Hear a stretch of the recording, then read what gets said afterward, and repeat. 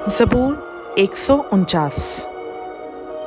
खुदावंद की हम्द करो, खुदावंद के हुजूर नया गीत गाओ और मुकद्दसों के मजमा में उसकी मदद सराई करो। इसराइल अपने खालिक में शादमान रहे, फर्जंदान सयून अपने बादशाह के सबब से शादमान हों। वो नाचते हुए उसके नाम की सिताइश करें, वो दफ और सितार पर उसकी मदद सराई करें, क्योंकि खुदावंद अपने लोगों से खुशनूद रहता है। वो हलीमों को निजात से जीनत बख्शेगा। मुकद्दस लोग जलाल पर फख्र करें, वो अपने बिस्तरों पर खुशी से नगमा सराई करें।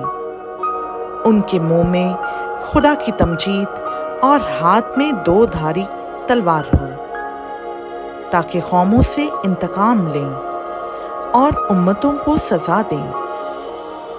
उनके बादशाहों को जंजीरों से जकड़ें और उनके सरदारों को लोहे की बेड़ियां पहनाएं, ताकि उनको वो सजा दें जो मरहूम है।